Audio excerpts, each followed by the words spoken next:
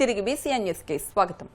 నెల్లూరు జిల్లా గూడూరు పట్టణంలోని శ్రీ భువనేశ్వరీ దేవి సమేత మూలస్థానేశ్వర స్వామి దేవస్థానంలో మాసోత్సవాలు వైభవంగా జరుగుతున్నాయి.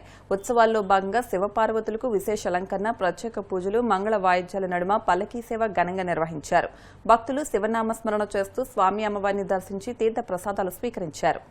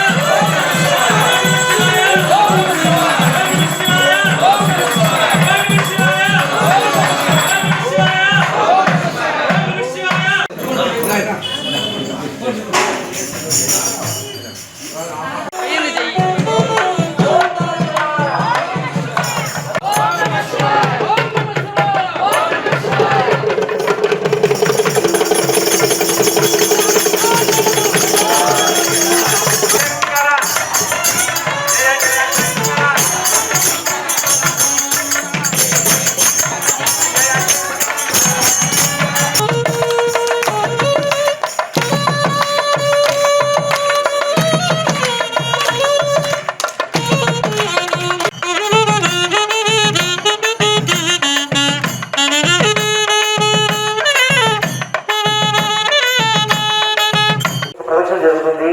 స్వామివారి ఆలయం చుట్టూ మీరే మధ్య మధ్యలో మార్చుకున్నారండి.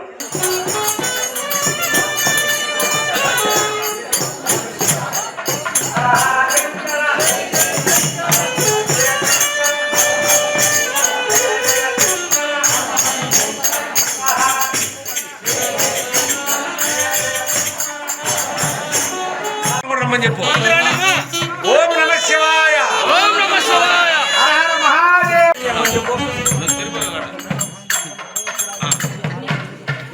పార్వతీపతయే హర హర మహాదేవ్. విశాఖ ఫిషింగ్ హార్బర్లో మత్స్యకారుల సౌకర్యార్థం క్రెయిన్ అందుబాటులోకి వచ్చింది. బోట్లు రిపేర్ చేయడంతో పాటు సముద్రంలో మునిగిపోయిన బోట్లను వెలికి తీసేందుకు వీలుగా విశాఖ పోర్ట్ అథారిటీ సహకారంతో ఏర్పాటు చేసిన క్రెయిన్ను దక్షిణ నియోజకవర్గ ఎమ్మెల్యే వంశీకృష్ణ శ్రీనివాస్ ప్రారంభించారు. Andhra Pradesh mechanised fishing boat operators association కార్యాలయం వద్ద జరిగిన కార్యక్రమంలో ఎమ్మెల్యే బోట్ ఆపరేటర్స్ అసోసియేషన్ అధ్యక్షులు లక్ష్మణరావు పాల్గొని క్రెయిన్ సేవలను అందుబాటులోకి తీసుకొచ్చారు. మత్స్యకారుల సమస్యలను ఎప్పటికప్పుడు పరిష్కరించేందుకు కృషి చేస్తున్న ఎమ్మెల్యే వంశీకృష్ణ శ్రీనివాస్ కి కృతజ్ఞతలు తెలిపారు.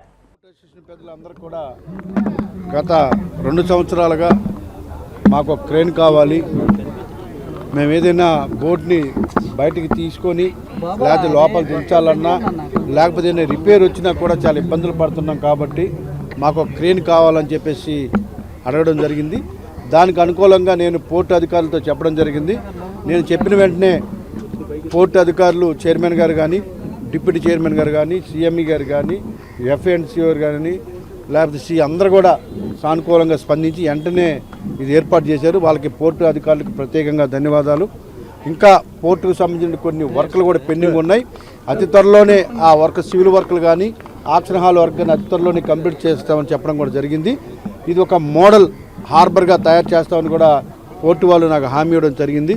రానున్న రోజుల్లో అలాగే ఇప్పుడే మా లక్ష్మణరావు గారు చెప్పినట్టుగా ఎవరైతే సోదరులు వేటగా వెళ్తారో మళ్ళీ వాళ్ళు తిరిగి వచ్చేంత వరకు కూడా వాళ్ళ ప్రాణాలకు ఎటువంటి రక్షణ లేకుండా ఉంది. కాబట్టి రానున్న రోజుల్లో fisheries department, marine department, Coast guard, navy అధికారులు అందరితో కూడా ఒక కంబైన్ మీటింగ్ పెట్టి ఇక్కడే వాళ్ళు ఎవరైతే బోట్లో బయటికి ఇక్కడి నుంచి బయలుదేరతారో వాళ్ళందరూ కూడా ఎక్కడున్నారు లొకేషన్ కూడా వచ్చే విధంగా ఒక టెక్నాలజీని ఇక్కడ స్క్రీన్ మీద కనిపించే విధంగా కూడా అతి త్వరలోనే ఒక మీటింగ్ పెట్టి అది కూడా ఏర్పాటు చేస్తాం. అప్పటి నుంచి ఎక్కడ కూడా ప్రమాదాలు జరిగినా 10 నిమిషాలు వాళ్ళ దగ్గరికి వెళ్ళే విధంగా నెట్వర్క్ రెడీ చేయాలి. ఇప్పటి వరకు ఏదైనా ప్రమాదం చేస్తూ మునిగిపోయిన బోటు లేకపోతే ఏదైనా అగ్ని ప్రమాదం జరిగినా ఈ ఫిషరీస్ డిపార్ట్మెంట్ అడిగితే పాపం వాళ్ళకి బీమా కావాలంటే ఉండట్లేదు, బీమా చేయట్లేదు వాళ్ళకి. ఫిషరీస్ డిపార్ట్మెంట్ అయితేనేమో విపత్తు శాఖ అన్నారు, విపత్తు శాఖ అడిగితే మా పరిధిలో ఏదైనా సైక్లోన్ ఇలాగ వస్తే తప్ప మామూలుగా ఇవ్వమంటున్నారు. సో దాని మీద కూడా ముఖ్యమంత్రి గారి దృష్టికి తీసుకెళ్ళి వాళ్ళకి ఒక క్లియర్గా ఏదన్నా ప్రమాదం ఏ డిపార్ట్మెంట్ ఇస్తుంది, ఎలాగ దీన్ని కూడా దాని మీద కూడా అవగాహన సదస్సు పెట్టుకొని దాన్ని కూడా క్లియరెన్స్ తీసుకొని రానున్న రోజుల్లో మత్స్యకార సోదరులకు కొండంత అండగా కూటమి ప్రభుత్వం ఉంటుందని కూడా మీకు తెలియజేస్తాను. ఫైట్ చేసి మరి మా బోటు వాళ్ళందరికీ అందుబాటులోకి ఈరోజు క్రేన్ మన సౌత్ ఎమ్మెల్యే గారి వంశిక శ్రీనివాసరావు తీసుకొచ్చి మా ముంగట పెట్టి ఈరోజు గొప్ప ఇనాగ్రేషన్ కార్యక్రమం చేపట్టినందుకు మా ఏపీ మెకానికల్ అసోసియేషన్ తరఫున గౌరవ శాసనసభ్యులు ఎమ్మెల్యే గారి శ్రీ వంశిక శ్రీనివాసానికి ప్రత్యేకమైన కృతజ్ఞతలు తెలియజేసుకుంటున్నాం. ఎందుకంటే చాలామంది ఇది అసాధ్యం జరగని పని అనేసి చాలామంది రాజకీయ పార్టీలు ఎద్దేవా చేశారు. ఇది అసాధ్యం కాదు, సుసాధ్యమని చేసి చూపించిన నాయకులు మా ఎమ్మెల్యే గారు. దీనివల్ల బోటు ఓనర్కి సుమారుగా ఒక బోటు ఓనర్కి బోట్లు దించడానికి అలాగే ఎత్తడానికి సుమారుగా 60,000 రూపాయలు బోటు ఓనర్కి లబ్ధి పొందుతున్నాడు. ఇది ఎన్నాళ్ళ నుంచో కంటున్న కళ ఈరోజు మాకు నెరవేరింది. ఈరోజు ప్రత్యక్షంగా పరోక్షంగా మీ ముంగట ఈ క్రేన్ పెట్టి మీ అందరి ముంగట మరి అన్న చేతుల మీద ఓపెనింగ్ చేసుకోవడం మా అసోసియేషన్కి చాలా గర్వకారణంగా ఉంది.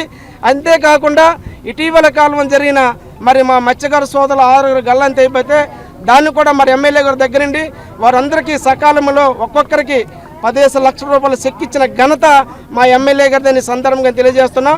మరి ఏదేమైనా సరే ఎంతటి చక్కటి వాతావరణాన్ని ఇంతమంది బోటు ఓనర్ల మనోవేదాలు మనసులో గెలుచుకున్న మా ఎమ్మెల్యే గారికి ఎప్పుడు కూడా మా మత్స్యకారులందరూ కూడా ఆయనకి సేదోడు ఓదడుగా ఉండి ఆయన ఎప్పుడు పిలిచినా ఆయన వెంటనే నడవడానికి మేమందరం కంకణ కట్టుకొని ఆయన చెప్పిన దారిలో నీటి తరహాలోనే ఏపీలో కూడా డీఎస్సీలో అక్రమాలు జరిగాయని నర్సీపట్నం మాజీ ఎమ్మెల్యే పెట్ల ఉమాశంకర్ గణేష్ అన్నారు.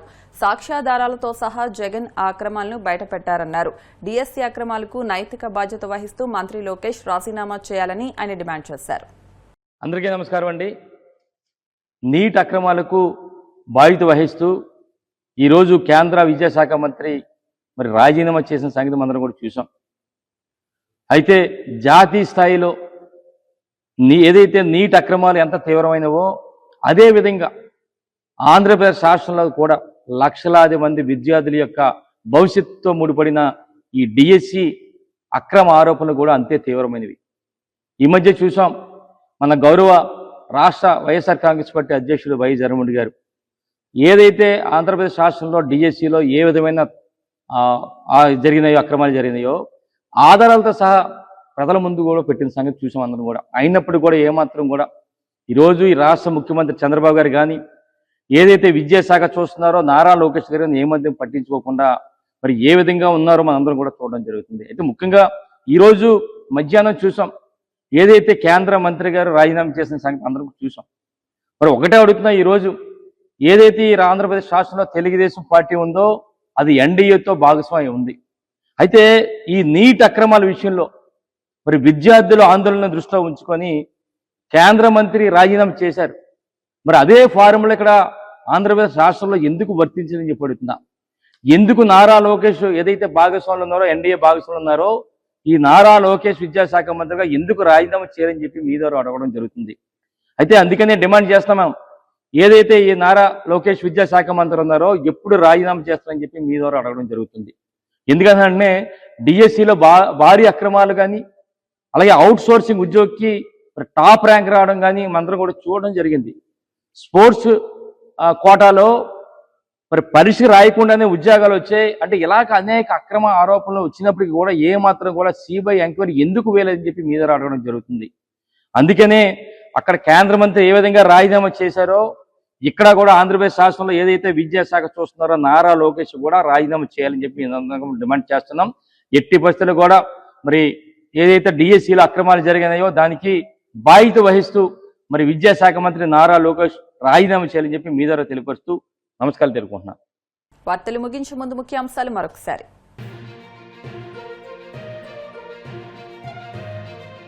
డీఎస్సీ ఆరోపణలపై జగన్తో బహిరంగ చర్చకు సిద్ధమన్న మంత్రి నారా లోకేష్. వైసీపీ హయాంలో జరిగిన లిక్కర్ భూ కుంభకోణాలపైన చర్చిద్దామని సవాల్.